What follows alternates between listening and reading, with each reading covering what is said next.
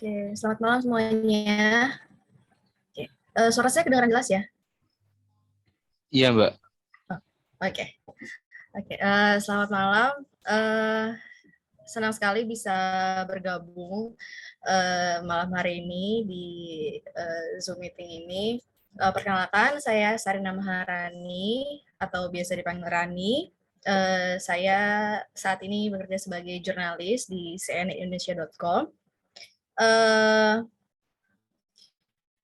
Hari ini malam ini saya akan memandu acara ulas terjemahkan oleh Mbak Tia Hapitiawati. Sekali lagi ini kesempatan yang sangat menyenangkan buat saya bisa hadir di tengah-tengah Mbak Tia, Mbak Gudrun, dan teman-teman lainnya malam hari ini. Sorry. Jadi saya sudah baca bukunya, total ada 19 cerpen ya di buku kumpulan Nadir ini, dan Nadir ini menjadi pusat dari kumpulan cerpen yang ada. Dan malam hari ini untuk mengulas kumpulan cerpen ini kita ada 3 pembicara. Yang pertama, maaf kalau saya agak sedikit batuk karena juga lagi flu.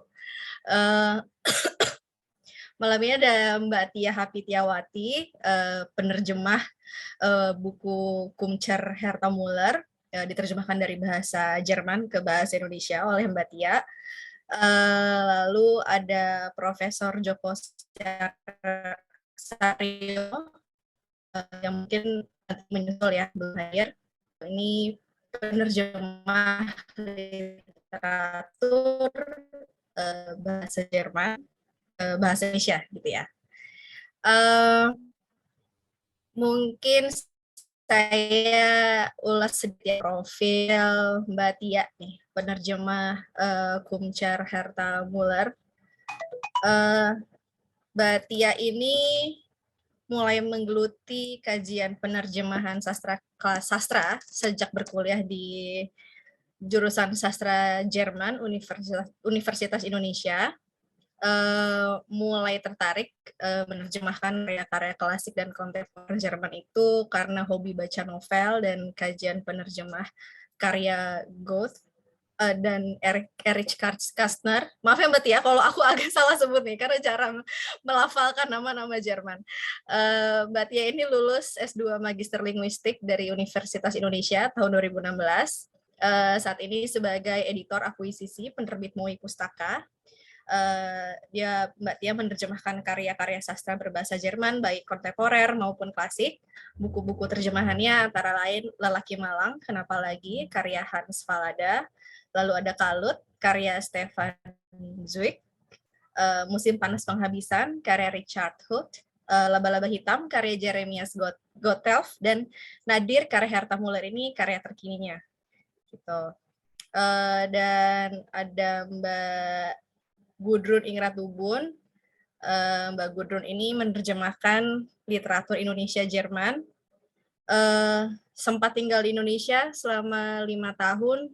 Betul ya Mbak Gudrun? Kalau ada yang keliru mungkin bisa dikoreksi ya. Salah satu buku bahasa Indonesia yang sempat diterjemahkan Mbak Gudrun itu Pasung Jiwa, karya Oki Madasari, diterbitkan di Jerman oleh penerbit Sujet dengan judul Gebunden.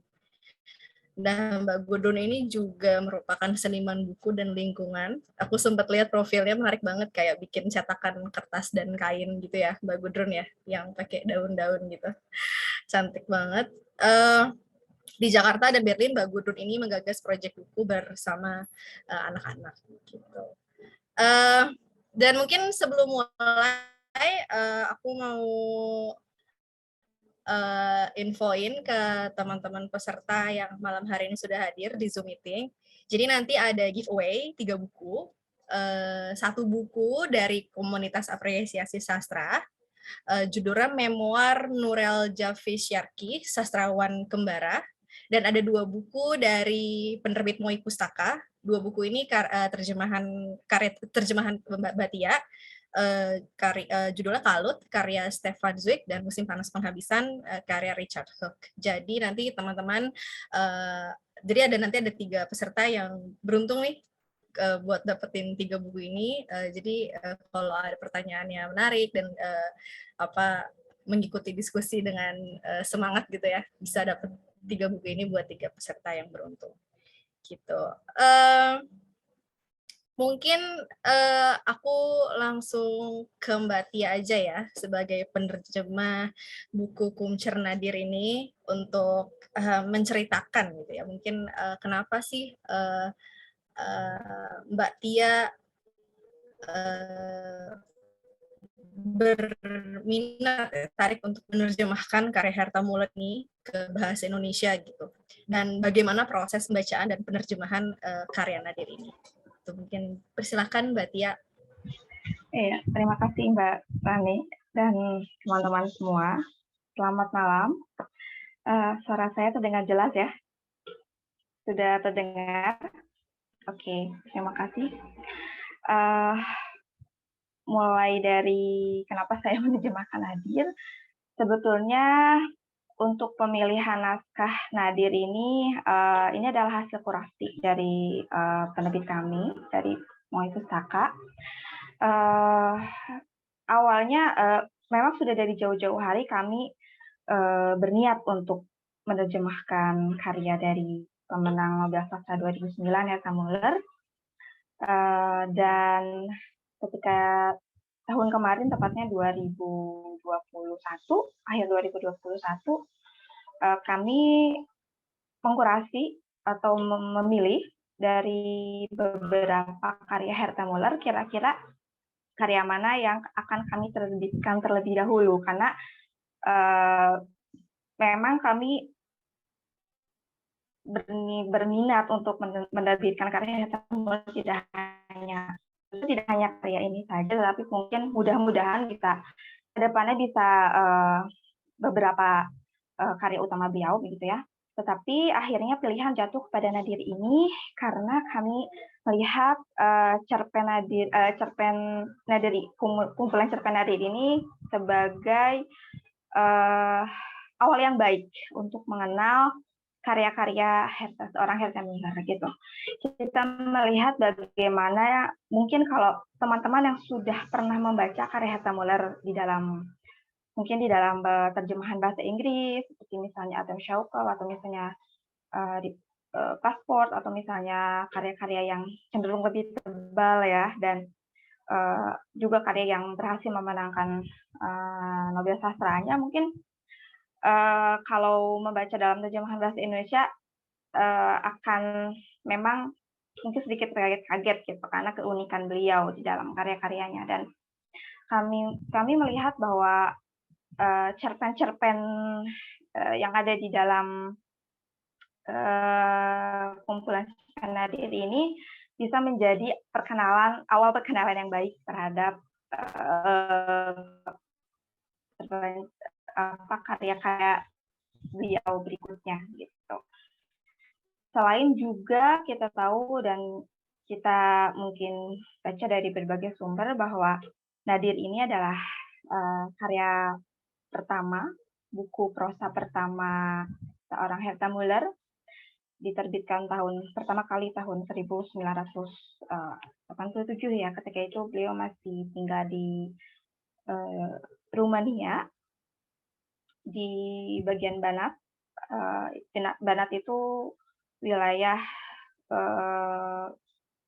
yang berbahasa Jerman, penduduknya keturunan Jerman Swabia. Dan kami melihat di sini ketika memutuskan untuk menerbitkan Nadir begitu, selain juga tidak terlalu tebal dan dirasa memang cocok untuk pembaca yang ingin mengenal seorang Herta Muller. Kemudian di sini kami mengambil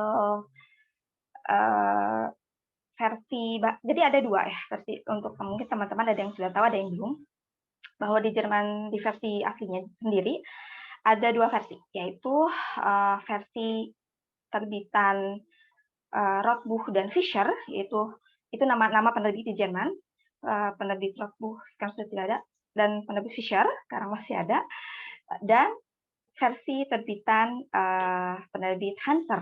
Nah, yang kami ambil ini adalah terbitan penerbit Hanser, ya. Kenapa? Karena terbitan Hanser ini merupakan terbitan paling baru, paling update, dan sudah direvisi oleh Herta Müller sendiri.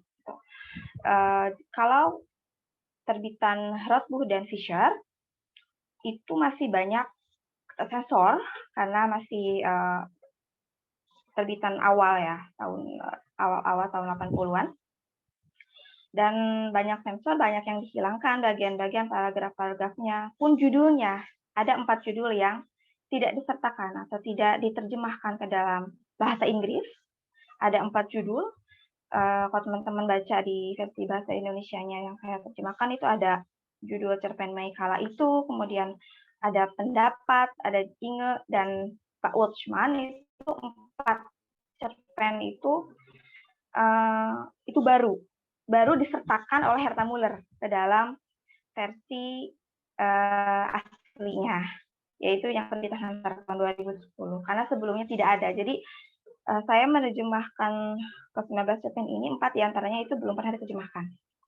Dan dalam 1 dekade terakhir baru diterjemahkan dalam bahasa Indonesia ini. Kemudian apalagi ya tadi Mbak Rani pertanyaannya selama proses penerjemahan ya Mbak ya. Mungkin dari proses pembacaan, proses penerjemahan. Sebetulnya di sini ada sahabat saya Mbak Sabine Müller ya, dari Home. Selamat malam Mbak Sabine Müller. Mungkin tanpa beliau ini saya nggak bisa menerjemahkan Nadir Herta Müller ini, karena saya sebetulnya dulu sempat ada kendala dengan Hanser, kemudian beliau membantu saya, dan pun di dalam selama pengerjaannya, selama proses penerjemahannya, beliau banyak sekali membantu saya. Thank you, Sean. Dan selama proses pembacaan mungkin saya lewati berapa kali ya? 10-15 kali mungkin saya baca ya, bolak-balik. Dan tidak dalam satu waktu, tentu ketika misalnya saya awal berkenal dengan Herta Müller beberapa tahun yang lalu, kemudian saya baca lagi beberapa kali, kemudian pada saat riset, kemudian saat proses penerjemahan juga kan bolak-balik lagi dibaca, begitu mungkin 10-15 kali mungkin ya, kalau tidak salah hitung. Dan selama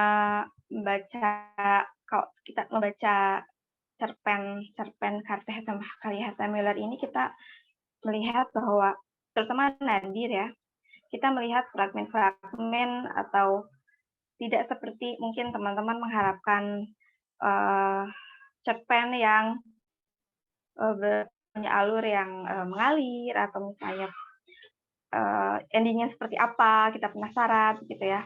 Tapi kalau di Nadir ini kita melihat seperti fragmen-fragmen ingatan masa lalu, fragmen-fragmen ingatan masa kecil gitu. Yang di sebagian besar ceritanya itu bisa dibilang alurnya mungkin tidak menentu, kemudian syarat dengan eksperimen berbahasa, kemudian ya diksi-diksinya puitis, indah, ada permainan logika, ada satir, dan ada refleksi atas peristiwa-peristiwa yang terjadi di masa lampau begitu. Kemudian proses penerjemahannya ada sekitar 5 bulan ya, 4-5 bulan. Dan dari seluruh cerpen yang ada di sini mungkin ada 3 yang paling berkesan menurut saya selama proses penerjemahannya. Itu ada Nadir, itu yang paling panjang ya, lebih dari 100 halaman. Kemudian ada prosa lirik, kan ada beberapa, ada prosa lirik. Prosa lirik itu kita bisa lihat ada di judul yang Nyapu Jalan, kemudian ada Mei Kala Itu, kemudian ada di Taman Hitam, itu genre prosa lirik gitu. Kemudian ada Hari Kerja. Nah, untuk cerita Hari Kerja ini banyak yang terkaget-kaget sebetulnya, karena beberapa orang kirim inbox, kirim DM ke saya, bilang, Mbak Tia salah menerjemahkan ya, dia bilang gitu. Karena ada beberapa bagian yang kok nggak logis gitu ya. Seperti misalnya saya ada beberapa bagian di dalam cerpen yang berjudul Hari Kerja ini, misalnya ketika si aku ini bangun, kemudian menanggalkan pakaian, kemudian meletakkannya di atas bantal, kemudian dia pergi mengambil handuk, mengambil sisir gitu, kemudian di sini dia menyisir rambut dengan sikat, kemudian mengambil spons mandi, membersihkan gigi dengan spons gitu. Itu gimana? Itu tidak logis begitu. Saya bilang saya tidak salah menerjemahkan. Saya memang seperti itulah adanya. Kita nikmati saja begitu. Karena memang ya seperti itulah seorang Herta Müller. Ini baru cerpennya dan mungkin akan makin terkaget-kaget lagi ketika kita membaca mungkin karya yang lebih tebal atau misalnya novelanya begitu. Dan saya rasa ketika itu sudah seperti itu, saya rasa ya ini perkenalan yang indah dan perkenalan yang baik dengan karya-karya seorang Herta Müller. Dan mungkin apalagi tantangan yang barangnya, tantangan selama proses penerjemahan mungkin yang paling besar tantangannya itu mungkin ada dua, ada di pemadanan flora dan fauna ya, ada spesies tanaman, spesies binatang yang itu adalah latarnya adalah pedesaan Banat, Rumania, dan banyak spesies tumbuhan yang tidak ada di Indonesia sehingga butuh ya effort lebih untuk menerjemahkannya, untuk mencari sumbernya, dan ketika melakukan risetnya juga cukup memakan waktu untuk nama-nama atau pemadanan nama-nama binatang dan tumbuhan. Kemudian mungkin tantangan yang lain adalah karena ini ada berupa prosa dan prosa lirik. Untuk pemadanan prosa ya ada agak sedikit berbeda prosa lirik dengan prosa. Kalau prosa kita masih berpedoman pada teknik penerjemahan yang biasa, dalam artian biasa seperti yang sudah saya lakukan pada novel-novel sebelumnya gitu.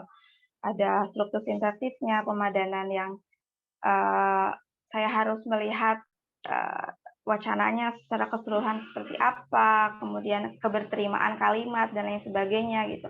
Sementara ketika penerjemahan prosa lirik agak berbeda karena ada unsur liriknya, unsur puisi di mana harus terpuitis mungkin. Kemudian kita memperhatikan sisi bunyi, kesesuaian rima, seperti itu yang berbeda tentu ketika kita menerjemahkan prosa. Seperti itu sih, Mbak Rani, kurang lebih. Terima kasih. Oke, baik. Terima kasih, Mbak Tia. Sepertinya challenge-nya lumayan ya menerjemahkan karya Herta Müller ini. Kalau aku sedikit rangkum dari statement Mbak Tia, kenapa memilih menerjemahkan karya Herta Müller di Kumcernadir ini gitu untuk memperkenalkan karya Herta Müller ke khalayak pembaca Indonesia gitu ya lewat pria ini gitu. Oke. Baik. Mungkin selanjutnya boleh diulas oleh Prof. Joko Saryono yang sudah hadir malam hari ini. Halo Prof, selamat datang. Saya ulas sedikit profil Prof. Joko. Prof. Joko ini guru besar sastra Indonesia Universitas Negeri Malang. Beliau menempuh pendidikan S1 dan S2 pendidikan bahasa Indonesia di IKIP Malang dan S3 pendidikan bahasa dan sastra Indonesia juga di IKIP Malang. Betul ya Prof ya? Betul. Oke. Prof. Joko sudah menulis dan menerbitkan berbagai buku mengenai linguistik, sastra, dan pendidikan. Beberapa di antaranya ada Dasar Apresiasi Sastra, Linguistik Bandingan, dan Morfologi Bahasa Indonesia. Terus ada juga karya fiksi seperti Kemelut Cinta Rahwana dan Arum Cinta. Gitu. Jadi Prof. Joko ini sudah jelas ya, sudah malang melintang dan background-nya sangat-sangat luar biasa. Mungkin Prof. Joko boleh mengulas terjemahan Mbak Tia atas karya Nadir, karya Herta Muller. Prof, silakan. Terima kasih Mbak Rina, teman-teman sekalian, terutama yang hadir pada forum daring ini. Selamat malam. Saya senang bisa bergabung pada pertemuan mengulas kumpulan cerpen Nadir dan karya Herta Muller ini. Maafkan saya terlambat sedikit, tertidur setelah agak batuk. Saya tidak memiliki banyak komentar, tapi saya ingin menyampaikan sebuah konteks dulu. Saya mencoba menempatkan diri sebagai seorang pembaca, ya. Sering sebagai pembaca serampangan, ya, gitu. Karena pada waktu membaca saya tidak berambisi mendapatkan apa, gitu. Satu, mendapatkan apa, saya juga tidak berlagak mempraktikkan satu teori, satu perspektif atau pandangan. Saya juga tidak mencoba membuat bingkai tertentu ketika membaca karya-karya sastra, khususnya fiksi, termasuk cerpen ini. Jadi saya semata-mata ingin menikmati saja sebagai seorang pembaca. Nah, itu yang pertama. Yang kedua,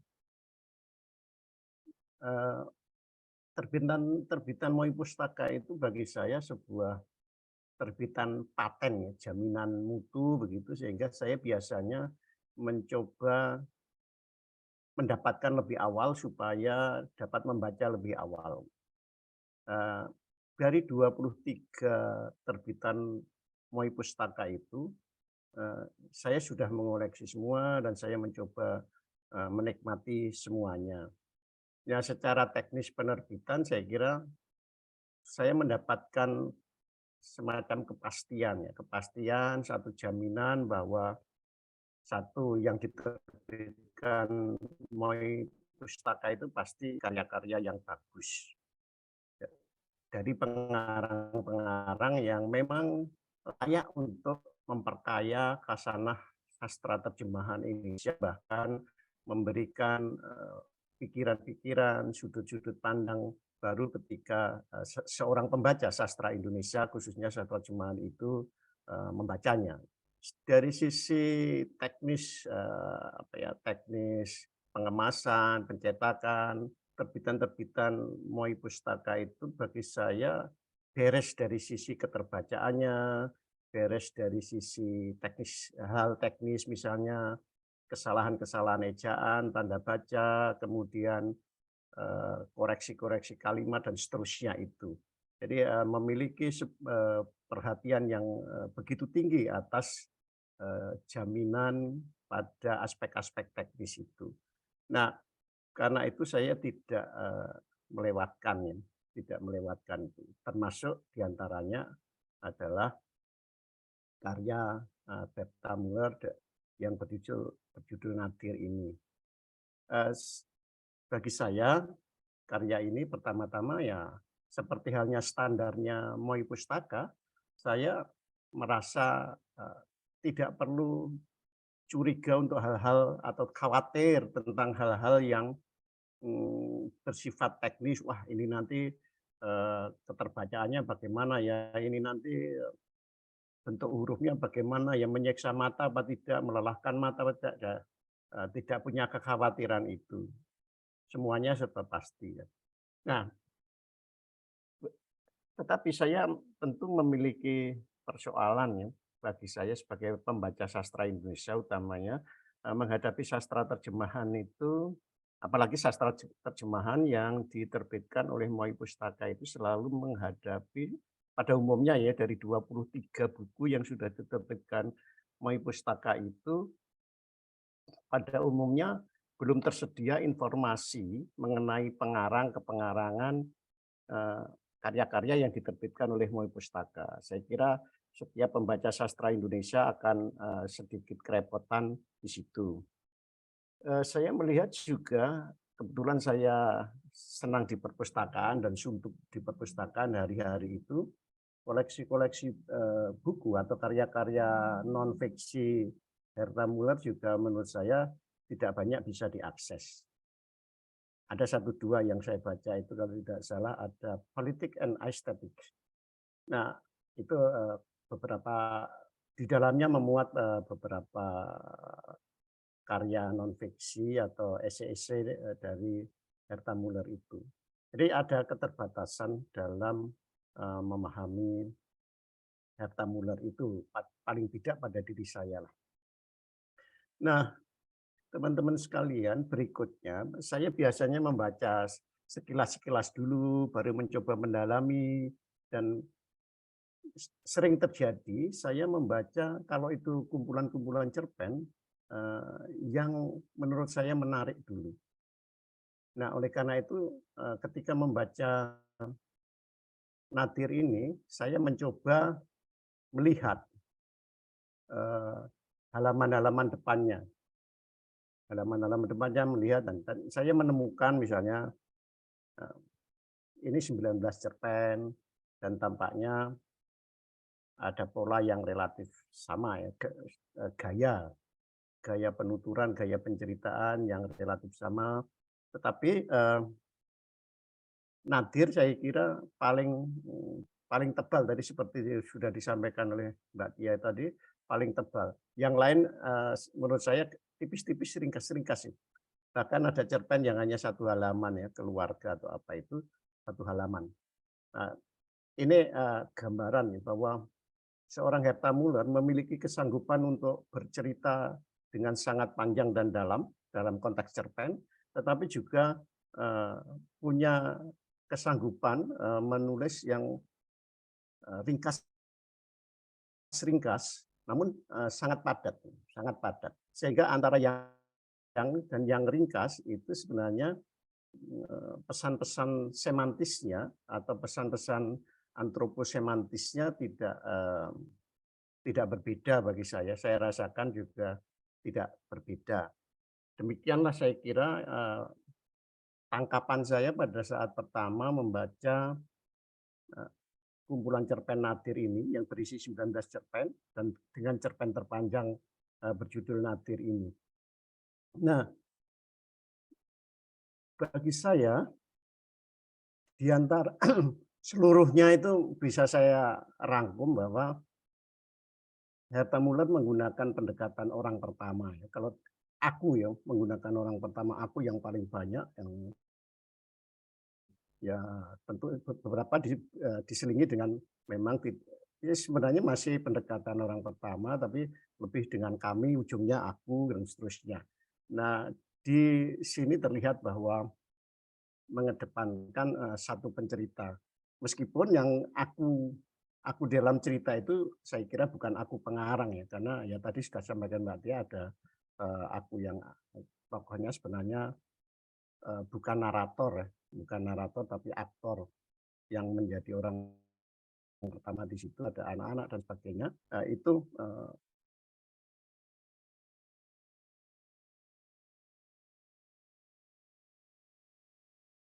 seperti sebuah bukan hanya sekedar fragmen disebut tadi, tapi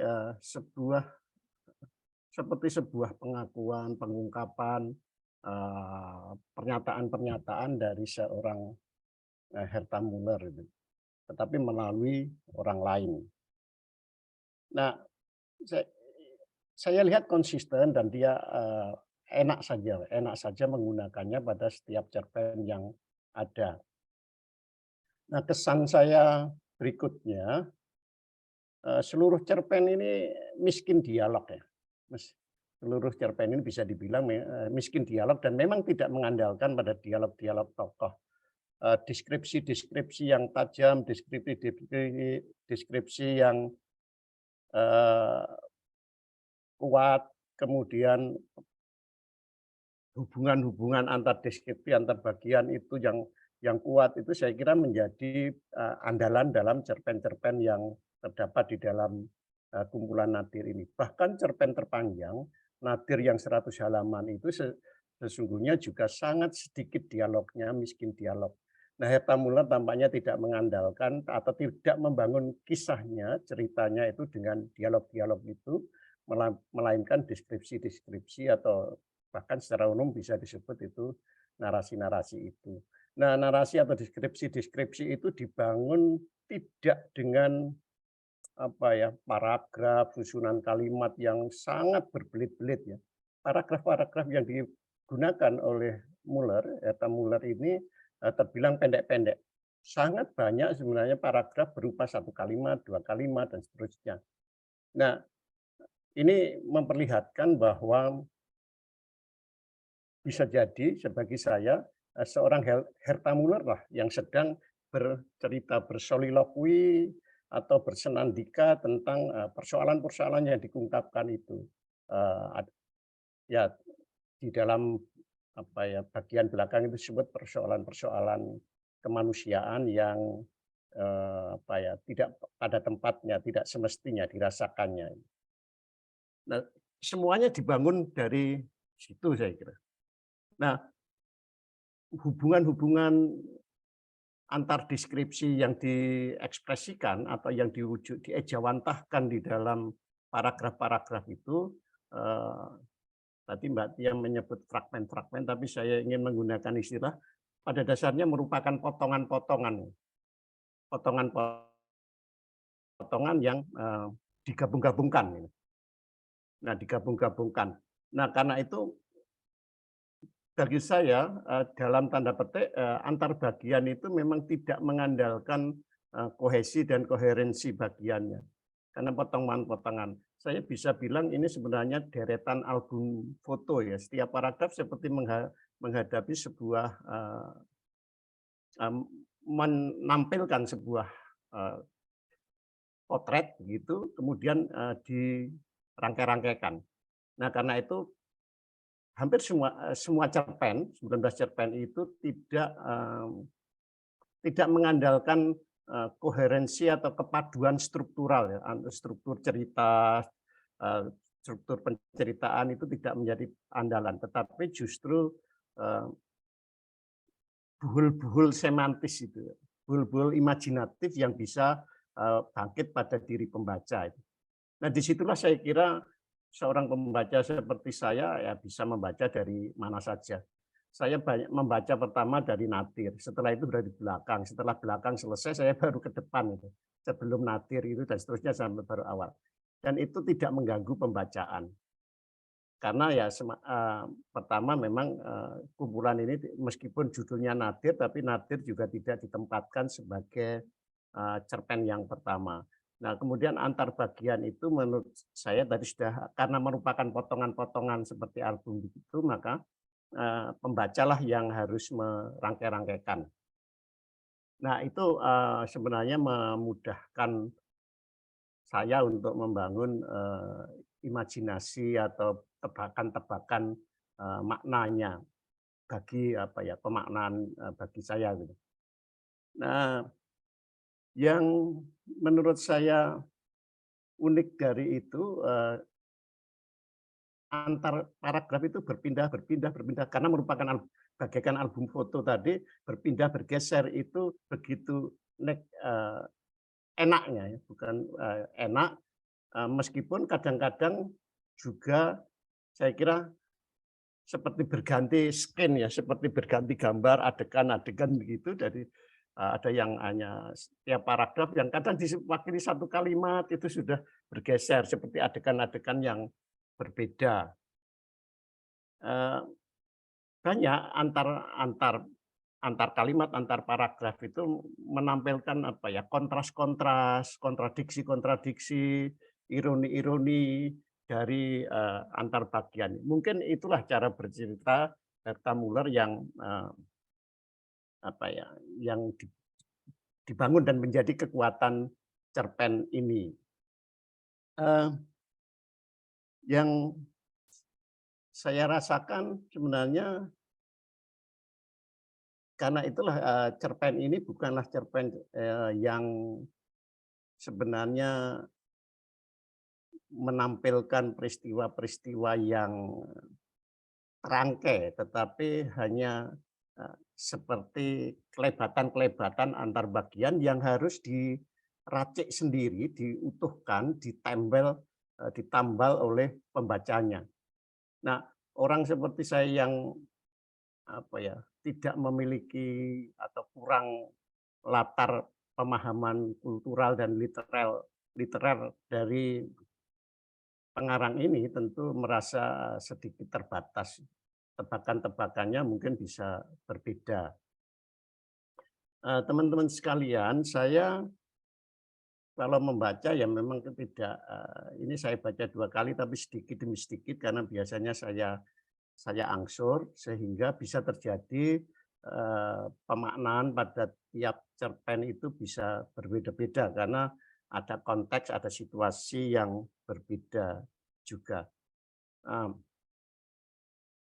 Hanya bagi saya, kesan umum itu tidak hilang meskipun membacanya pada waktu suasana yang berbeda-beda. Herta Müller memiliki satu standar penceritaan yang konsisten gitu ya, konsisten pada cerpen-cerpen yang berbeda. Tampaknya bagi saya Herta Müller ini bisa mendorong, membebaskan cerpen-cerpennya dari pembacaan yang situasional gitu. Pada kondisi situasi yang berbeda-beda, pembaca bisa mengambil, mencari atau mendapatkan ceruk-ceruk pemaknaan yang bagi saya ya mengesankan. Nah, terakhir saya bisa mengatakan bahwa seluruh cerpen ini tidak bermain di dunia urban. Ini dunia tadi disebut pedesaan. Saya ingin menyebut suatu budaya rural, budaya perdesaan yang tidak seperti yang dibayangkan orang Indonesia atau orang Jawa seperti saya penuh kedamaian, ketentraman, ketenangan dan seterusnya. Tapi penuh pergolakan, penuh kontras, kontradiksi yang dibangun dengan halus ya. Tidak, bagi saya Herta Müller tidak bercerita secara frontal itu terbuka, kemudian menggambarkan dengan diksi-diksi yang langsung ya, lugas begitu. Tapi ada siratan-siratan, pendaran-pendaran tiap makna itu. Dan pembaca seperti saya merasakan kontras-kontras, kontradiksi, persoalan-persoalan yang dibangun di dalam setiap cerpennya dari 19 cerpen ini. Saya kira sementara begitu pembacaan ya umum saya. Terima kasih Mbak Nina.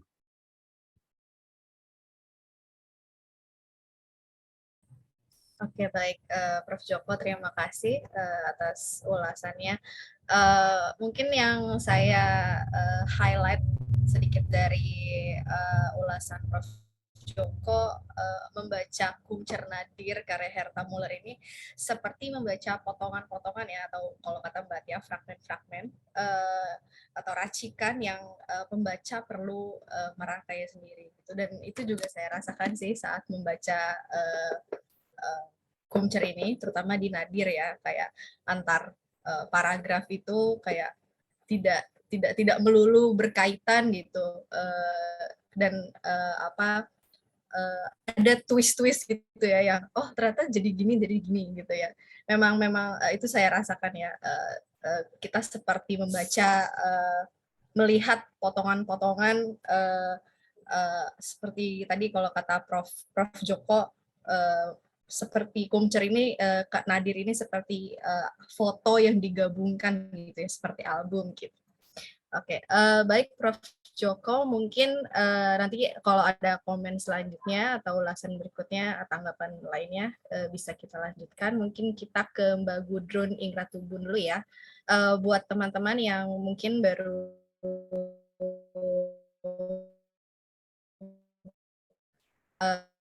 hadir, saya Gudrun ini menerjemahkan literatur Indonesia ke bahasa Jerman. Mbak Gudrun ini juga merupakan seniman buku dan lingkungan. Beliau sempat tinggal di Indonesia selama 5 tahun, dan di Jakarta dia menggagas proyek buku bersama anak-anak. Gitu. Mungkin untuk Mbak Gudrun Persilakan untuk memberikan ulasannya tentang Kumcer Nadir karya Herta Müller yang diterjemahkan Mbak Tia. Silakan Mbak Gudrun.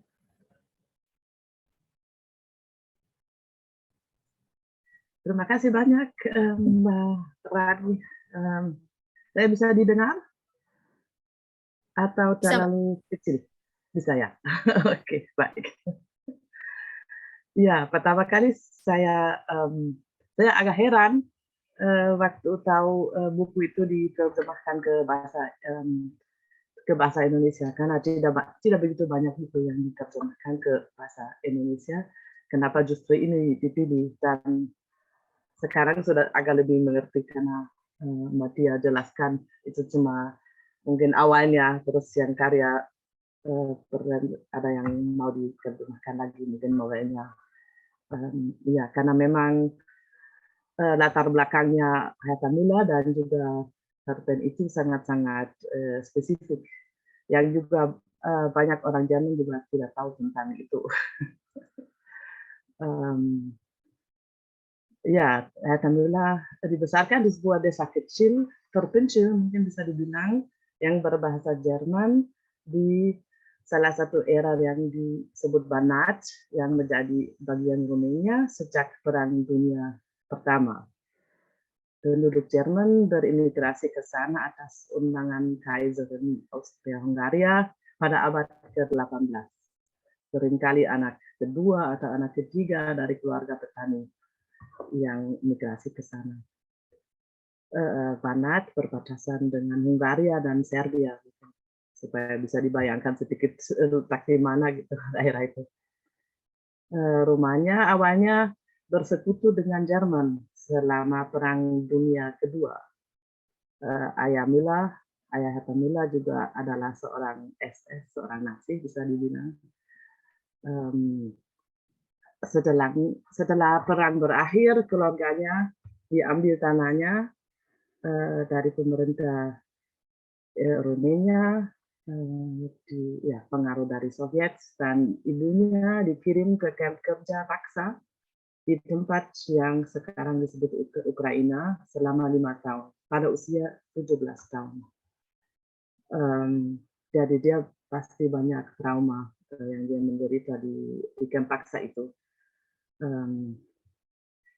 Desa ini bercirikan kemiskinan. Traumanya semua tidak dibicarakan. Sang ibu hampir tidak berbicara tentang waktunya di camp. Jadi anaknya cuma bisa bayangkan. Sama sekali tidak ada kehangatan manusia dalam keluarga. Anak-anak harus patuh atau mereka akan dipukuli. Sang ayah juga memukul ibu. Untuk anak yang imajinatif dan banyak pikiran seperti Herta Müller, ini sangat menakutkan. Ya, dari perasaan asing, kesepian dan ketakutan mendominasi dan juga dirasa di cerpen itu. Saya kira. Kemudian dia bersekolah di sekolah menengah di kota Temeswar dan nanti juga kuliah sastra Jerman dan Rumania. Dia baru belajar bahasa Rumania waktu keluar dari desanya. Karena di desanya juga sekolah Jerman. Untuk pertama kalinya dia menemukan orang yang berpikiran sama di antara para siswa. Mereka membentuk asosiasi yang segera yang tidak lama berkonflik dengan dinas rahasia Rumania yang namanya Securitate, yang perannya sangat dominan di Rumania waktu itu.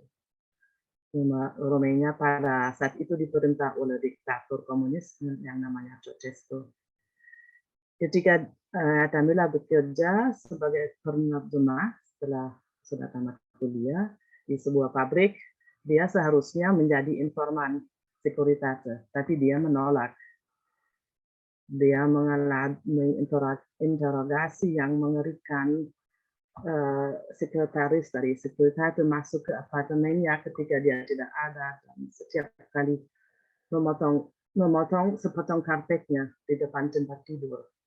Jadi sangat ngeri ya, nggak bisa rasa aman di rumah kalau situasi seperti itu. dia dipecat sebagai penerjemah dari pabrik dan mulai menulis. Pada tahun 82 dia melanjutkan cerita pendek pertamanya, kumpulan cerita pendek Nadir, tentang masa kecilnya di desa. Dalam versi yang disensor. Ada banyak hal yang disensor, misalnya juga kata couple tidak boleh muncul karena bisa diartikan sebagai permintaan ke luar negeri, tinggalkan negeri yang tidak boleh.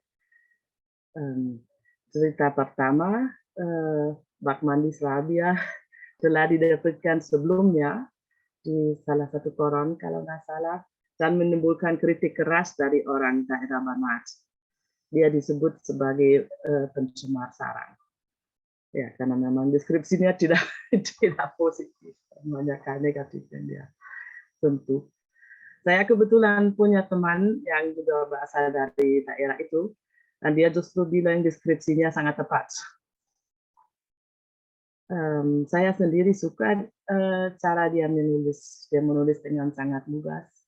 Dalam kalimat-kalimat sederhana dengan gambar-gambar yang gitu, yang metafora yang kuat, tapi juga dengan humor meskipun topiknya serius.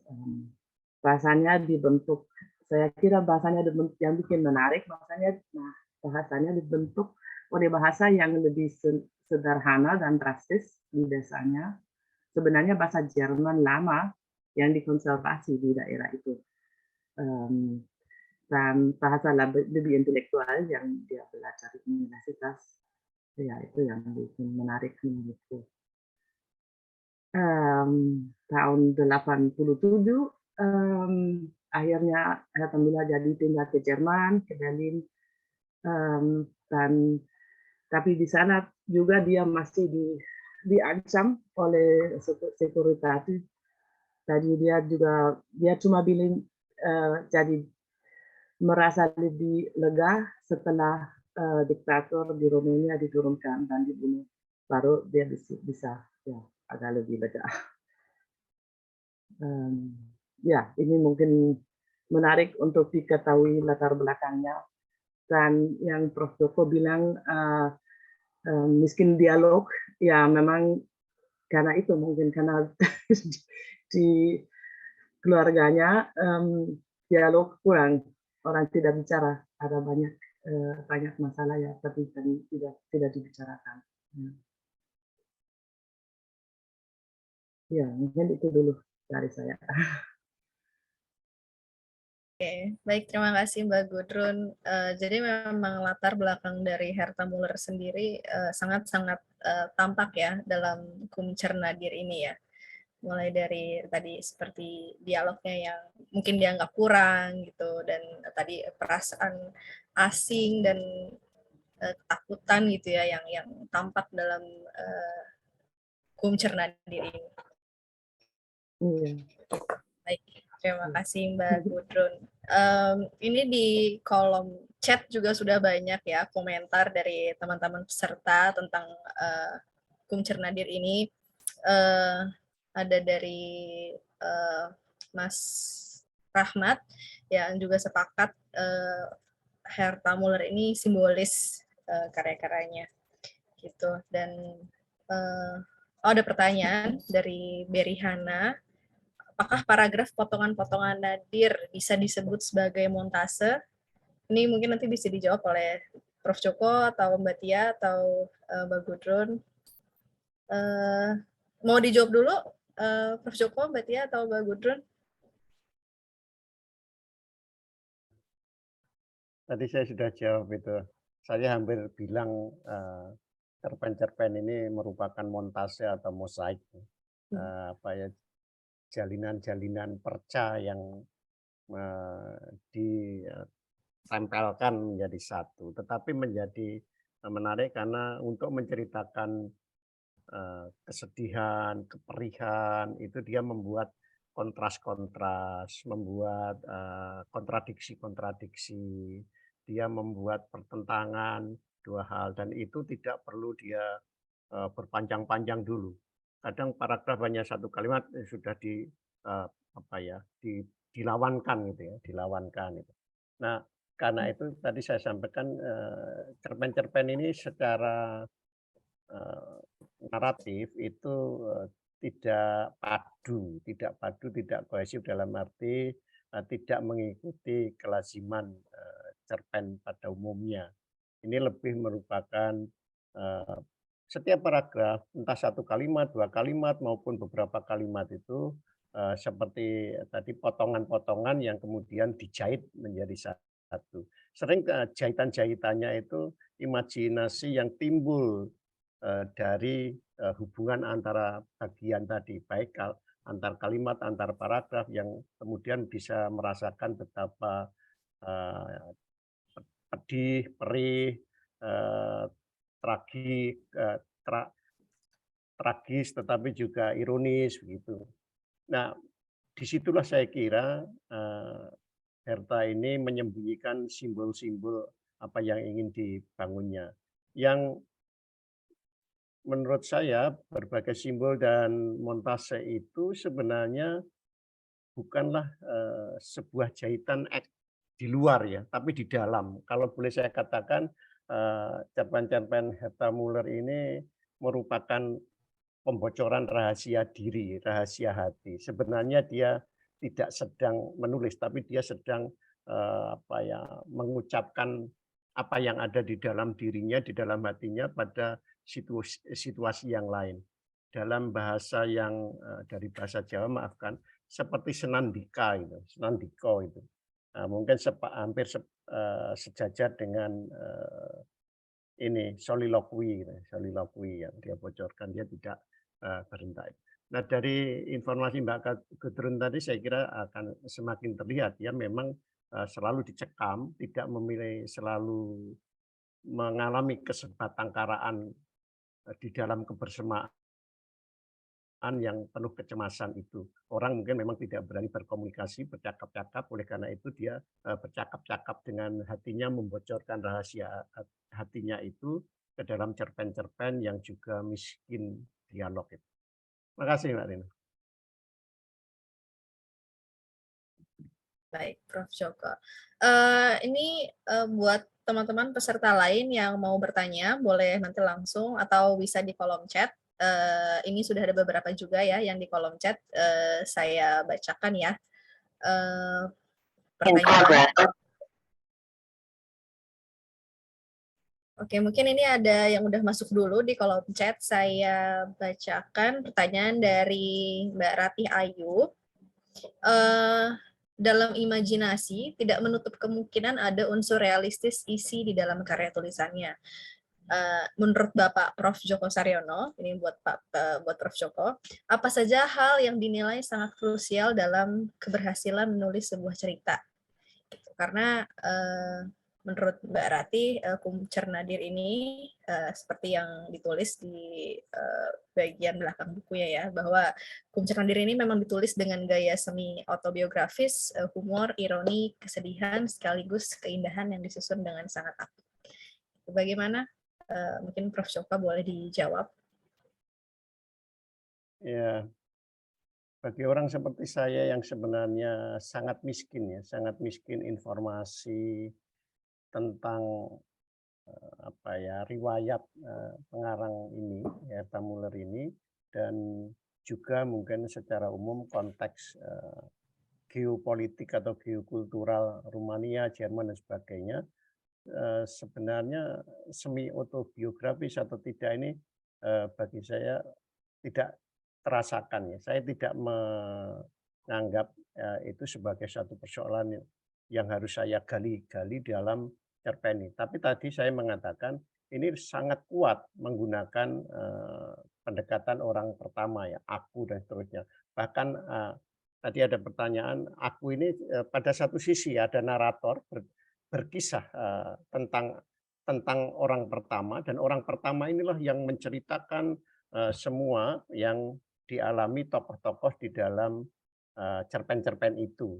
Kebanyakan yang menggunakan ada aku, kami dan seterusnya. Jadi ada double rangkap begitu yang dilakukan oleh Herta Müller itu. Nah, apakah itu semi biografi, semi autobiografi atau yang lain saya tidak tidak terlalu merasakan. Saya kira karena jarak pembaca itu saya kira ikut menentukan, kemudian konteks yang dipahaminya. Nah, kalau toh di dalam informasi buku ini disebutkan ini banyak semi autobiografi seperti Mbak Gudum tadi banyak bercerita riwayat konteks pengarangnya, saya kira itu bagian dari ekosistem pembacaan.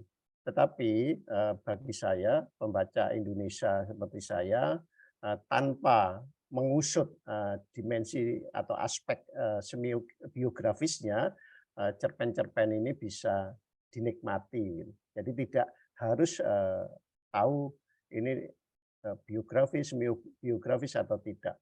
Andaikan saya menjadi bagian seperti Mbak Gudrun di dekat itu, mungkin saya malah bisa mengatakan cerpen-cerpen ini bukan hanya semi biografis, tapi auto etnografis gitu ya. Saya menyebutnya auto etnografis karena juga lukisan-lukisan tentang latar sosial budaya, latar tempat yang diciptakan yang kebanyakan bermain di desa itu paling tidak dari sisi tempat dan budaya itu tampak sekali, sosial budaya itu tampak di desa, tidak di kota-kota dan juga tidak memainkan lokasi cerita yang kontras antara desa, kota dan sebagainya itu bisa saja. Andaikan saya menggunakan pendekatan auto etnografi, saya lebih melihat ini meskipun tidak padu tadi gambaran-gambaran etnografisnya, penyelaman suasana menurut saya psikokultural dari pengarang ini tampak atau saya menganggapnya psikokultural tokoh-tokoh yang dipakai oleh pengarang ini. Terima kasih, Mbak. Baik, terima kasih Prof. Joko. Selanjutnya ada pertanyaan buat Mbak Tia sebagai penerjemah Nadir. Ini ada dari Rahmat dan ada dari ini Mangaka Dream. Ini pertanyaannya mungkin sama ya, jadi saya gabungkan. Pertanyaan buat Mbak Tia, apakah menerjemahkan karya Herta Müller yang eksperimental ini susah gitu, dan apakah kalau dalam bahasa aslinya narasi Herta juga puitis? Gitu. Dan satu lagi, Mas Rahmat nanya, konteks soal keluarga yang mandi bergantian itu apa ya? Silahkan Mbak Tia. Ya, terima kasih Mas Rahmat dan Mas siapa tadi Nah? Ya, untuk terjemahkan tadi sudah sempat saya singgung ya sedikit. Tantangan-tantangan ketika menerjemahkan kumpulan cerpen Nadir ini. Di dalam kumpulan cerpen Nadir kita bisa melihat seperti yang Prof. Joko tadi bilang berupa potongan-potongan atau berupa fragmen-fragmen di dalam terutama di dalam cerpen Nadir ya. Bisa saya bilang bahwa bobot kesulitan di dalam setiap cerpen itu berbeda-beda sebetulnya. Apalagi di dalam kumpulan cerpen Nadir ini kan ada juga yang genrenya prosa lirik. Jadi misalnya ada yang berjudul Nyapu Jalanan, kemudian ada yang terutama di bagian-bagian akhir ya, seperti misalnya Mei Kala Itu, kemudian dan ada beberapa lagi seperti Taman Hitam juga, itu termasuk prosa lirik. Dibilang eksperimental mungkin ya, maksudnya mungkin bermain-main dengan bahasa gitu ya. Tentu sulit gitu. Nah, kalau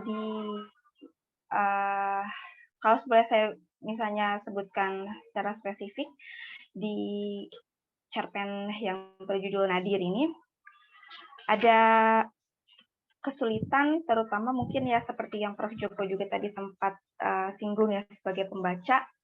Saya juga pertama kali melihat ada budaya desa rural gitu. Nah, dimana di sini budaya desa di Romania, di Banat dengan di sini tentu berbeda. Segalanya berbeda. Jenis-jenis tumbuhan, jenis binatang, ya spesies yang tumbuh di wilayah subtropis tentu berbeda dengan yang ada di wilayah tropis, dan itu sangat banyak. Nah, istilah-istilah atau nama-nama tumbuhan, nama-nama binatang yang mau tidak mau saya harus membuat pembaca Indonesia memahami setidaknya begitu. Atau kalau memang tidak ada padanannya sama sekali, ya ditulis dalam kata bahasa Jermannya begitu. Itu mungkin satu dari beberapa kesulitan ya, pemadanan kalau di Dandir itu pemadanan istilah-istilah binatang dan tumbuhan. Kemudian selanjutnya ada di ini penerjemahan prosa dan penerjemahan prosa lirik. Kalau di penerjemahan Nadir, cerpen Nadir atau cerpen lain yang memang dia adalah prosa gitu, saya menggunakan teknik yang biasa saya gunakan ketika saya menerjemahkan misalnya novel atau novela, yang biasa saya lakukan pada karya-karya yang lain gitu. Tetapi untuk yang mungkin lebih sulit itu ketika menerjemahkan prosa lirik. Dan itu memakan waktu yang lebih lama daripada saya ketika menerjemahkan prosa, daripada menerjemahkan Nadir misalnya, atau pidato pemakaman misalnya. Meskipun pendek, gitu, meskipun cenderung 1 atau 2 halaman untuk genre prosa lirik, itu biasanya memakan waktu yang justru lebih lama gitu. Karena apa? Kalau saya sebenarnya sempat beberapa kali menerjemahkan puisi, dan baru hanya 1 kali yang diterbitkan oleh Majin Giri pada tahun kemarin. Dan itu pengalaman yang berguna sebetulnya, menerjemahkan Bertolt Brecht tahun kemarin ketika saya memang berbeda ya, karena ini adalah prosa lirik, ada unsur prosanya, ada unsur liriknya atau puisinya. Tetapi beberapa teknik bisa saya terapkan di dalam menerjemahkan prosa lirik.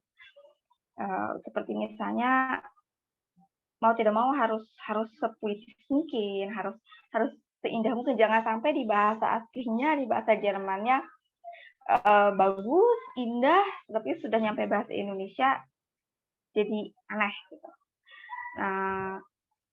Juga ada di rima begitu, di kesesuaian rima, kemudian aspek-aspek misalnya bunyi ya, harus saya ingin satu kalimat tertentu di dalam satu prosa lirik Herta Müller ini enak didengar. Enak didengar itu kan sebetulnya tidak begitu saja enak terus langsung ditulis atau gimana gitu. Tapi kita tahu bahwa ini adalah bukan ngarang, ini adalah menerjemahkan. Kita menerjemahkan itu adalah membangun sebuah jembatan dari penulis ke pembaca. Saya di sini jadi membangun jembatan itu. Dan jembatan yang saya bangun ini bukan prosa lagi ketika saya menerjemahkan lirik, yaitu puisi. Gitu. Satu atau mungkin beberapa tingkat lebih sulit. Pertama, saya harus mungkin memahami maknanya terlebih dahulu, riset tentang kepengarangan si penulis terlebih dahulu, latar belakangnya seperti apa, gitu, sehingga saya bisa benar-benar menangkap gitu maksudnya apa. Mungkin ketika menerjemahkan sebuah prosa dan menerjemahkan sebuah puisi atau lirik, itu perbedaan terbesarnya ketika menerjemahkan sebuah lirik itu saya terutama ya secara pribadi sulit untuk menempatkan diri hanya sebagai penikmat gitu, hanya sebagai pembaca yang penerjemah yang membaca gitu. Tetapi memang harus menempatkan diri bagaimana Herta Müller ketika itu, bagaimana sejarah Romania di bawah rezim Ceausescu ketika itu, bagaimana rezimnya memberikan tekanan yang demikian dalam kepada seorang Herta Müller, bagaimana Herta Müller merasa bahwa keluar dari Rumania adalah sastra terbaik. Ketika itu tahun 1985 beliau mengajukan emigrasi, kemudian ditolak oleh rezim Ceausescu, kemudian dia menikah dari Richard Wagner, dan kemudian barulah dia bisa beremigrasi ke Jerman. Ketika itu kalau tidak tahu sampai seperti itu gitu, ya sulit gitu untuk menerjemahkan karya seorang Herta Müller gitu. Bukan hanya di sisi bahasa yang misalnya masa-masa dibilang eksperimental gitu, tanpa memahami latar belakangnya dulu mungkin cenderung sulit, dan ini yang menyebabkan prosesnya cenderung lebih lama. Dan ketika menerjemahkan prosa, saya menerjemahkan seperti ini harus sesuai secara sintaksis, secara semantis, secara diskurs, secara wacana berterima seperti itu sudah gitu. Enak dibaca sudah. Seperti ketika menerjemahkan sebuah lirik, menerjemahkan sebuah puisi, urusannya nggak sampai di situ.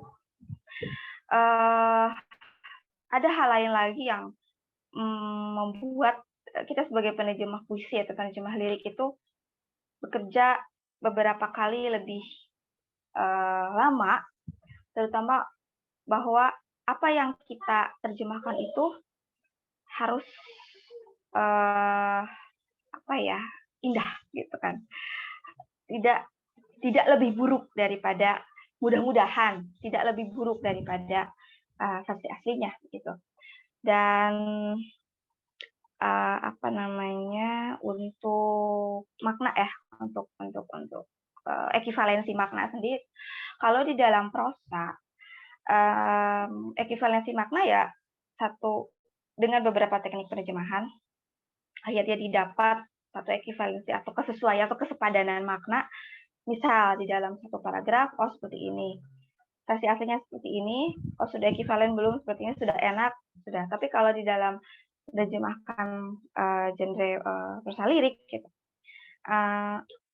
urusannya lebih panjang dari itu gitu, karena kita harus melihat dulu keindahan yang kita terjemahkan itu menciptakan gap yang besar tidak? Apakah dalam tanda kutip berkhianat terlalu banyak tidak dari versi aslinya? Jangan mentang-mentang ini puisi, jangan mentang-mentang ini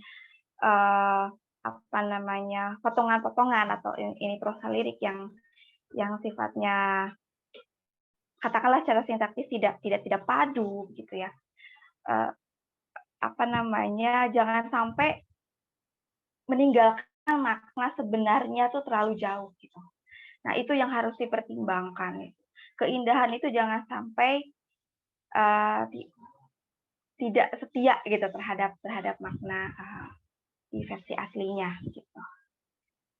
Begitu sih. Kalau untuk Mas tadi Mas Rahmat bilang kalau konteks untuk mungkin lebih tepat ke Mbak Gudrun ya, karena secara sosiokultural Mbak Gudrun di Jerman mungkin lebih dekat dan lebih bisa menjelaskan sebetulnya. Ya, itu terima kasih pertanyaannya. Terima kasih Mbak Tia. Sebentar. Boleh Mbak Gudrun mungkin untuk menjawab pertanyaan dari Mas Rahmat. Mbak Rahmat ini nanya konteks soal keluarga yang mandi bergantian itu apa ya? Itu cerpen yang di awal ya, kalau nggak salah ya, yang bak mandi Swabia ya? Iya, juga yang sudah diterbitkan di awal dan bikin kontroversi.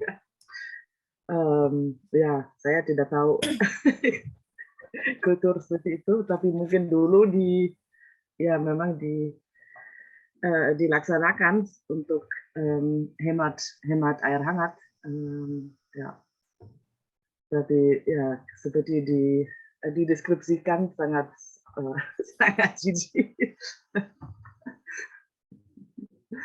Tapi ya juga metafora untuk yang lain.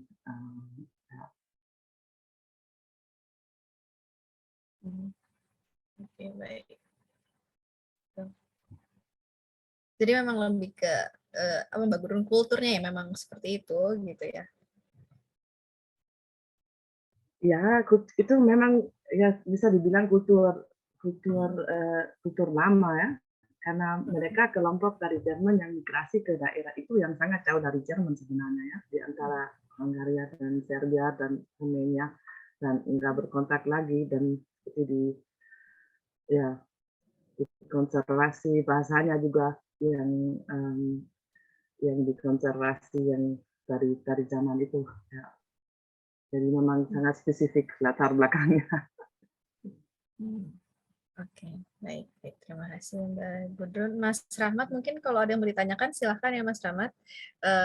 Mungkin bisa mau langsung aja bertanya atau menyusul di kolom chat lagi.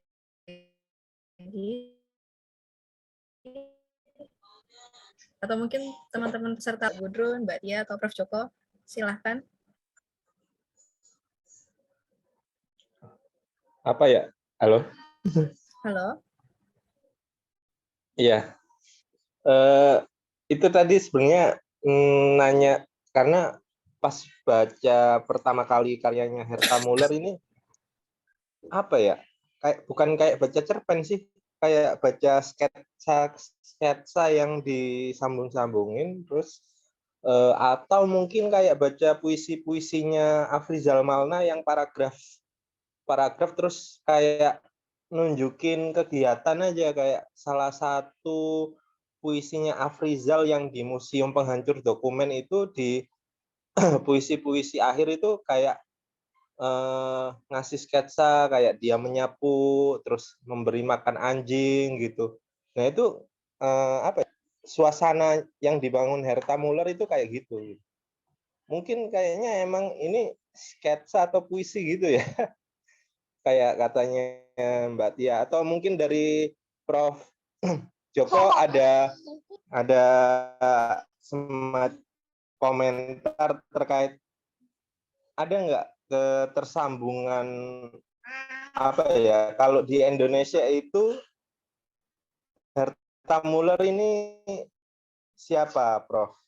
Atau misalkan kayak novel yang ceritakan manusia atau apa gitu ya, mungkin itu aja. Tapi dari penjelasan Mbak Ta udah ini sih ngasih gambaran, oh ya memang karakternya Herta Müller ini gini. Tapi menurut saya ini pengalaman membaca yang baru. Mungkin itu saja, terima kasih.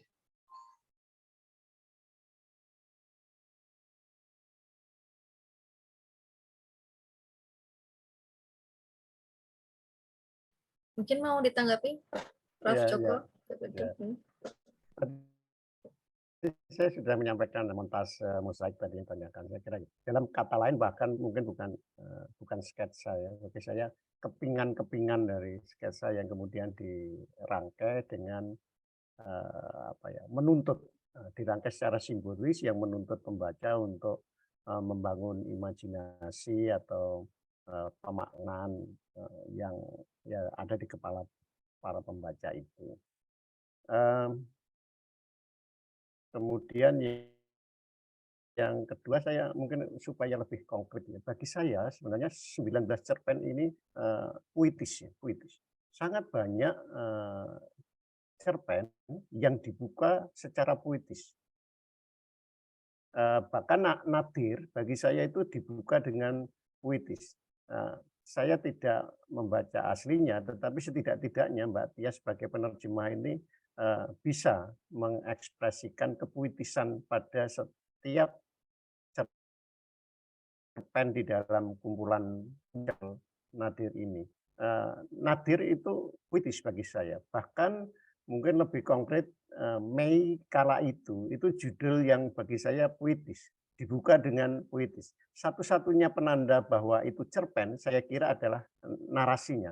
Ada semacam alur begitu yang menegaskan bahwa itu masih bisa kita sebut sebagai cerpen, Mei Kala itu. Bahkan tadi yang disebut Mbak Tia, para penyapu jalan itu ya bagi saya sangat puitis.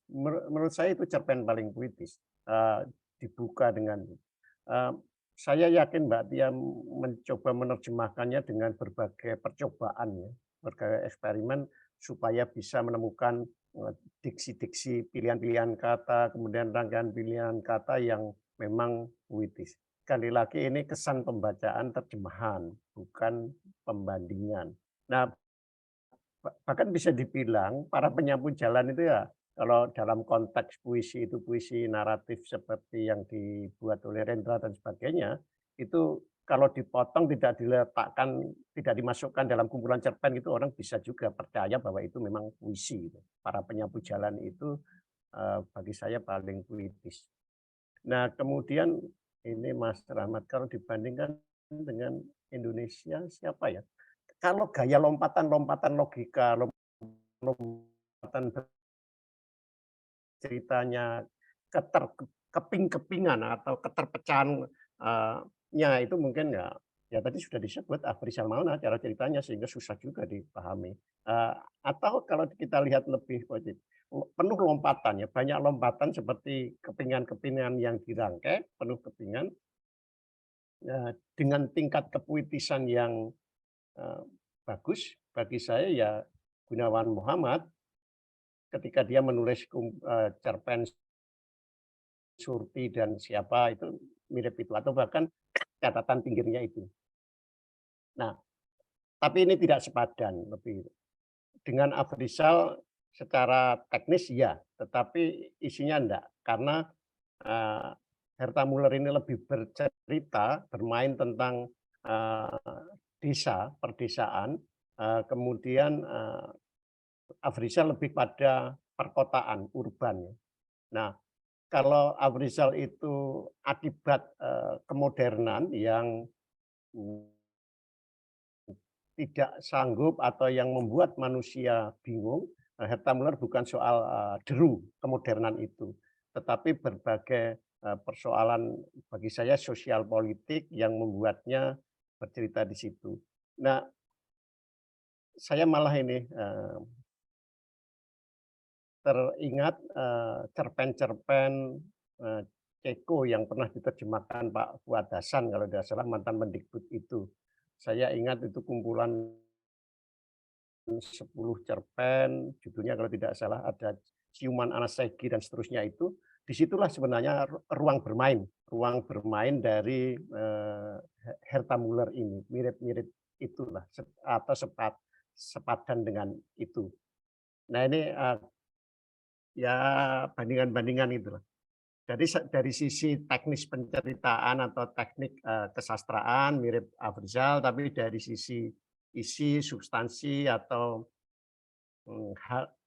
pokok persoalan yang disahkan atau yang diungkapkan itu berkebalikan dengan Afrizal Mauna. Secara teknis juga penuh lompatan, tapi sangat puitis itu mirip Gunawan ketika menulis cerpen ya. Bagi saya cerpennya itu adalah perpanjangan dari puisinya. Nah kalau Herta Muller ini kan memang cerpen yang puitis. Beberapa yang pendek sekali lagi, salah satu 2 diantaranya adalah Mei Kala Itu dan Para Penyapu Jalan itu betul-betul puitis. Terima kasih.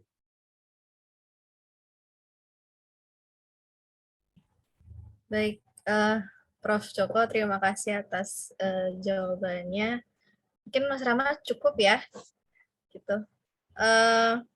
Mungkin satu lagi nih ya, ada penanya, masih ada waktu sedikit.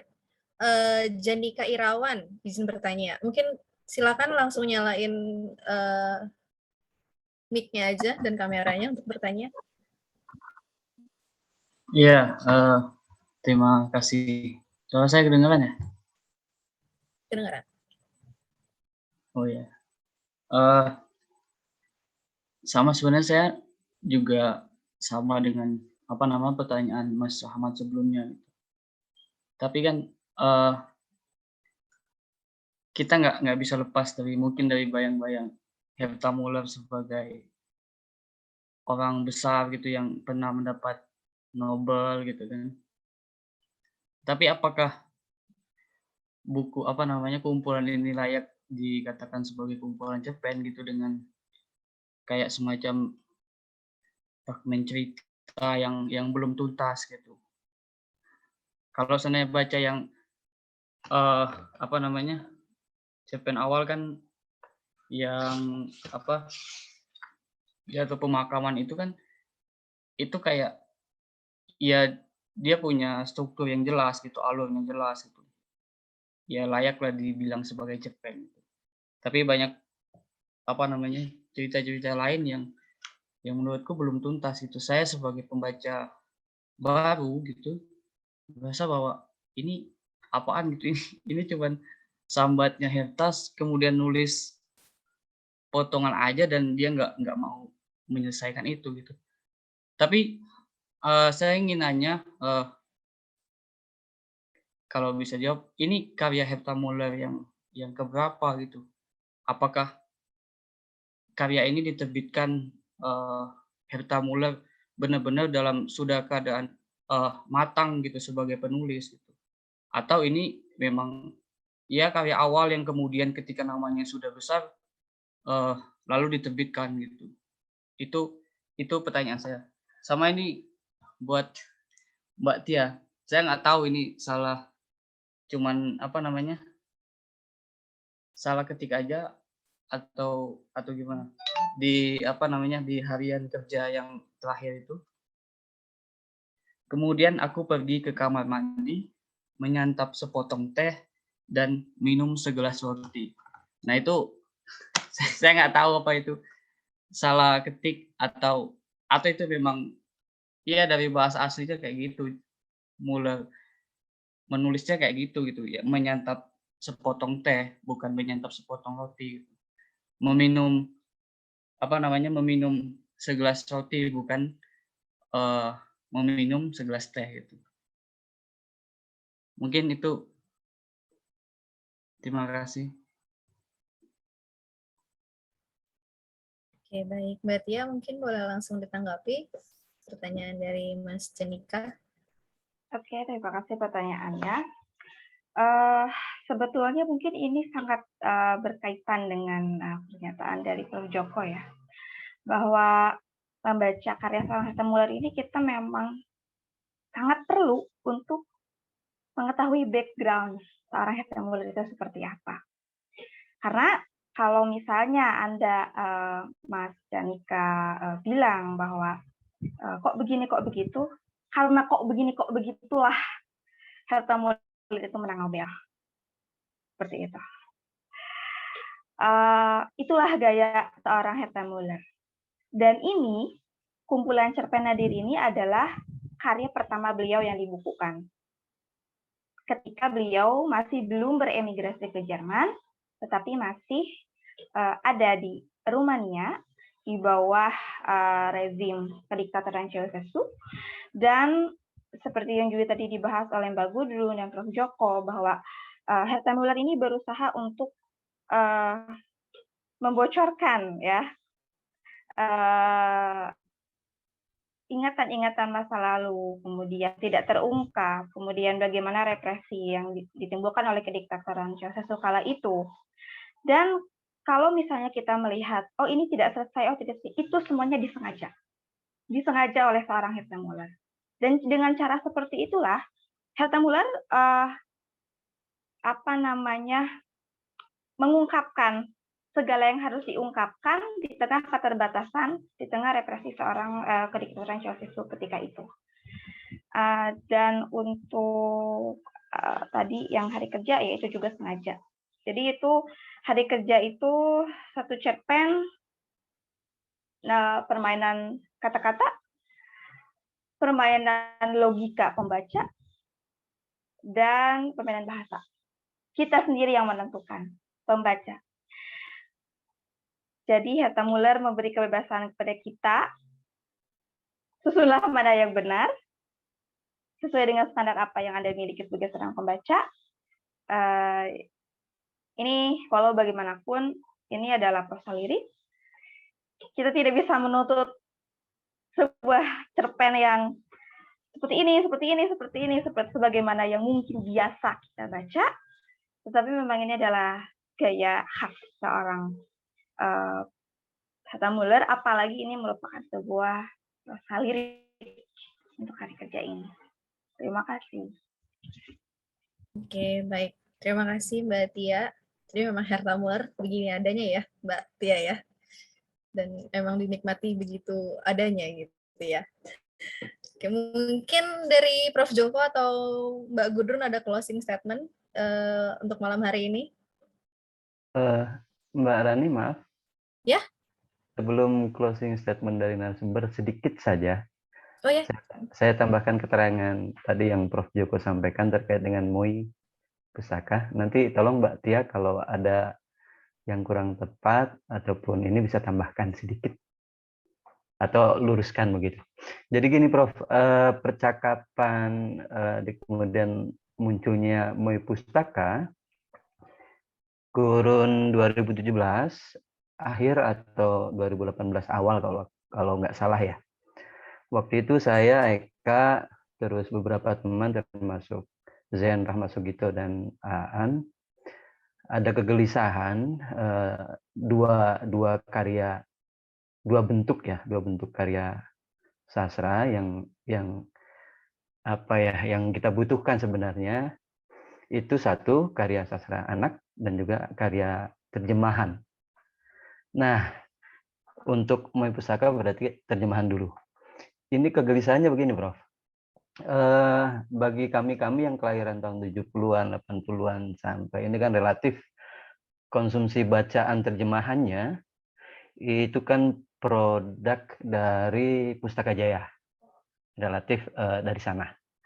Yang kemudian di era 90-an akhir, awal 2000 itu Komunitas Hutan Kayu mulai banyak menerjemahkan. Nah, dari dua sumber ini, kalau sebelumnya kan Balai Pustaka ya, cuma kami kan mengakses Balai Pustaka waktu itu agak mulai berkurang. Nah, dari dua sumber bacaan terjemahan versi Pustaka Jaya dan juga Komunitas Hutan Kayu dan beberapa penerbit lain, terutama karya sastra, ini kemudian kami melihat ada gitu beberapa yang kemudian agak kurang gitu loh, karena kan mau tidak mau kita main kuasa wacana di sini gitu. Kami seperti digiring hanya mengenal penulis-penulis luar hanya itu saja begitu. Nah, kemudian Eka mencoba menyodorkan bagaimana kalau coba kita hadirkan penerbit khusus terjemahan yang kemudian menghadirkan karya-karya penulis dari luar yang tidak begitu diketahui oleh publik Indonesia, tapi karya secara estetika dan juga perspektif untuk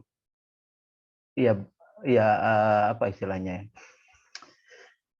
pandangan dunia pengarangnya kemudian memberikan alternatif tidak hanya sebatas latar kenegaraan tapi juga problem-problem sosial yang lain juga, Prof. Joko. Gitu. Nah, makanya ini kehadiran MUI Pustaka dengan sekian judul sudah 23 lebih ini itu kita menemukan hal baru. Gitu. Selain tadi yang saya sebutkan, karena saya bentukan Pustaka Jaya dan bentukan Hutan Kayu akses untuk bahan bacaan terjemahannya. Mungkin itu tambahannya Prof. Sedikit saja terkait dengan MUI Pustaka. Barangkali Mbak Tia mau menambahkan, silakan. Terima kasih. Sudah cukup, Mas Faiz. Terima kasih. Terima kasih. Terima kasih Mbak Rani, itu saja. Ya, terima kasih juga Mas Faiz. Baik, Prof. Joko atau Mbak Gudrun ada yang mau disampaikan mungkin untuk closing statement malam hari ini karya Kumcar Nadir karya Herta Muller.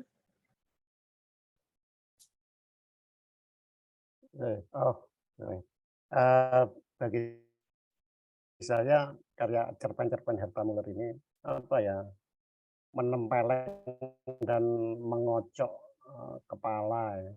Kepala itu bisa dalam arti logika dan bisa dalam arti penerimaan kita. Saya kira yang disampaikan Mas Janika tadi satu contoh. memang di dalam hari kerja ya, bukan harian kerja, hari kerja saya lihat itu ada pembalikan-pembalikan yang tidak biasa, tapi mungkin karena jarak budaya pembaca Indonesia ya. Itu memang betul dan Pak Tia mungkin memang setia pada teks pada waktu menerjemahkannya. Tapi kita mungkin tidak tahu persis bagaimana tradisi apa yang diungkapkan itu ya. Kemudian aku pergi ke kamar mandi menyantap sepotong teh dan minum segelas roti. Itu apa membalik-balik. Tapi saya kira gayanya memang seperti itu ya, mencoba mengocok kepala pembacanya. Nah, yang kedua yang bagi saya menarik, meskipun bercerita tentang kepedihan, keperihan, bahkan banyak di dalamnya itu perlambangan traumatik begitu, tetapi Herta Müller bukanlah seorang yang pesimis ya. Orang yang realistis bisa menarik pelajaran, menarik hikmah, menarik pesan dari apa yang diceritakan yang penuh kepedihan, keperihan itu. Ia misalnya mengatakan perang adalah sekolah kehidupan. Jadi dia tidak melihat perang itu semata-mata sebagai sesuatu yang destruktif atau negatif bagi manusia, tapi juga sebuah lecutan untuk belajar lebih baik. Saya ingat, saya lupa saya cerpennya, tapi ada perang adalah sekolah kehidupan. Jadi ada rasa cemas, takut, ngeri, tetapi juga itu satu guru ya, guru untuk membuat manusia itu menjadi lebih baik. Nah, oleh karena itulah saya berkesan bahwa seorang Herta Müller bukanlah orang yang pesimis, yang negativis begitu ya. Dia seorang yang jauh lebih realistis, tapi apa ya, bisa menghumorkan kepedihan, keperihan dan seterusnya. Saya kira inilah apa ya, gaya ugahari ya, gaya anggun dari seorang Herta Müller di dalam menyikapi persoalan-persoalan, pokok persoalan yang tidak menyenangkan, tidak menguntungkan bagi manusia. Ia tidak terjebak pada keruntuhan moral, keruntuhan jiwa. Terima kasih.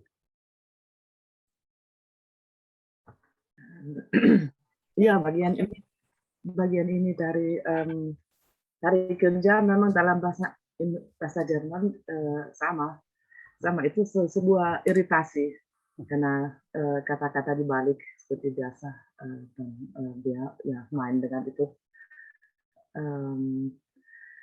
dan ya saya dengar wawancara dengan Herta Müller dan dia bilang menulis untuk dia susah, tidak gampang dan tidak dan dia suka karena untuk mengolah trauma yang dia punya. Jadi dia suka menulis cerpen karena pendek, jadi lebih cepat selesai dan agak lega karena dalam proses menulis memang berat untuk dia sendiri. Jadi ya mungkin ya dia juga berusaha atasi trauma itu dengan humor, itu salah satu cara. Tapi bukan dalam arti itu gampang dan ringan. Ya. Ya, saya berterima kasih untuk bisa gabung di sini dan mendengar pendapat dari pembaca Indonesia.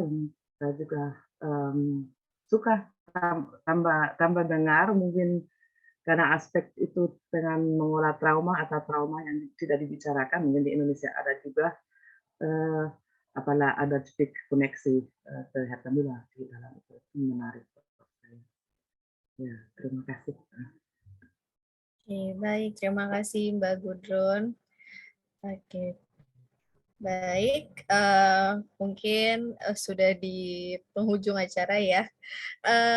Karena tadi sesuai janji ada giveaway 3 buku buat 3 penanya, 3 peserta beruntung yang aktif selama diskusi ini. Tadi ada 1 buku dari Apsas dan 2 buku dari Moi Pustaka. Mungkin dari Mbak Tia, Prof. Joko, dan Mbak Gudrun bisa memilih nih 3 penanya beruntung yang boleh mendapatkan giveaway 3 buku malam hari ini. Saya Mas Rahmat aja ya. Oke. 1 Mas Rahmat. Mbak Gudrun, bagaimana? Mungkin penanya kedua yang beruntung malam hari ini siapa? Aduh, susah. Tadi ada Berry Hana, ada Ratih Ayu, ada Rahmat, dan ada Jenika Irawan yang saya catat ya. Mungkin Mas Faiz ada tambahan kalau saya ada yang miss. Ratih Ayu. Ratih Ayu. Ratih Ayu. Oke, baik. Ini Mbak Tia, Mas Faiz ada tambahan kalau aku miss catat? ini tolong nama-nama yang sudah disebutkan penerima giveaway kasih alamat di kolom chat. Alamat lengkap, nomor kontak. Oke, berarti silakan ya Mas Rahmat dan Mbak Ratih Ayu yang tadi sudah disebutkan, silakan ngirimin kontak dan alamatnya di kolom chat supaya nanti bisa di follow up sama Mas Faiz. Satu lagi, berarti Mbak Tia, silakan menentukan. Tadi yang bilang montase itu siapa namanya? Mas Berry ya? Iya, Berry Hana. Berry Hana. Oke, yang tanya ketiga Mas Berry Hana ya. Mas Berry Hana silahkan untuk memberikan kontak dan alamatnya di kolom chat.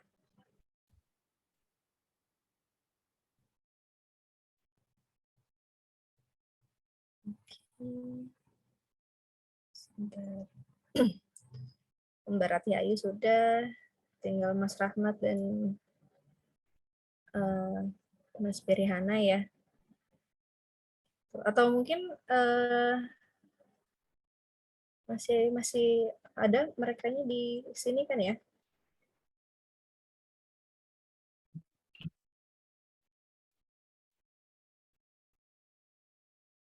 Mas Rahmat sepertinya sudah keluar apa ya?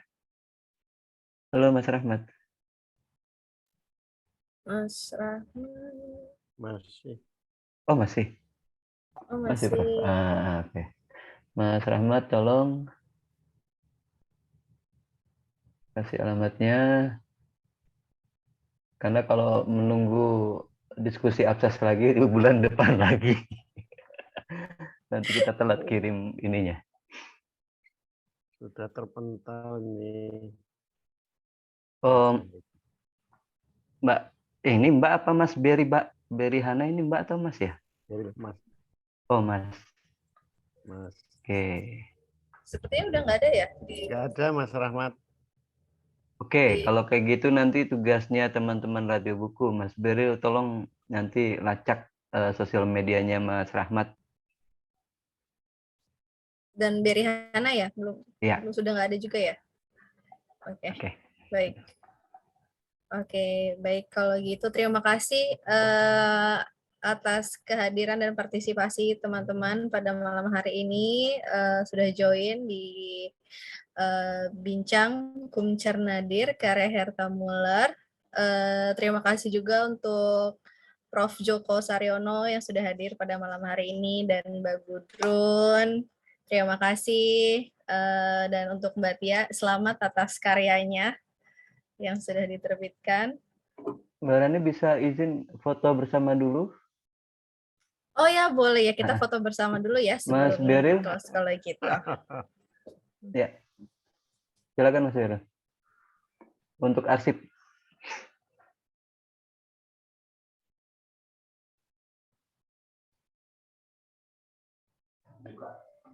Ya, monggo ya silahkan teman-teman kalau dipersilakan untuk membuka video recordnya ya. Kita foto bersama dulu.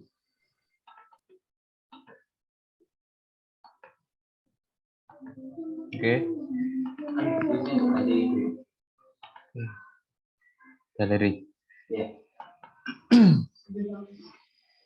1, 2, 3. Oke. Terima kasih teman-teman. Terima kasih. Sudah, baik. Terima kasih teman-teman peserta dan Prof. Joko, Mbak Gudrun, Mbak Tia, sekali lagi terima kasih untuk Radio Buku dan Absas juga. Kesempatan yang sangat luar biasa juga bagi saya. Terima kasih dan selamat malam.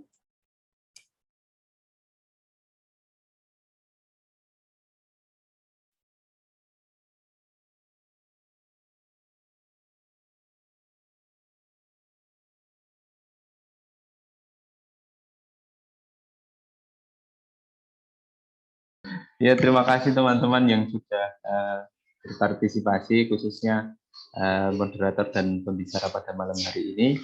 Mohon maaf kalau dalam menyelenggarakan acara ini masih banyak kekurangan. Terima kasih. Selamat malam. Mas. Yuk, selamat malam. Sampai jumpa di obrolan Absas berikutnya. Turun nuwun. Wes.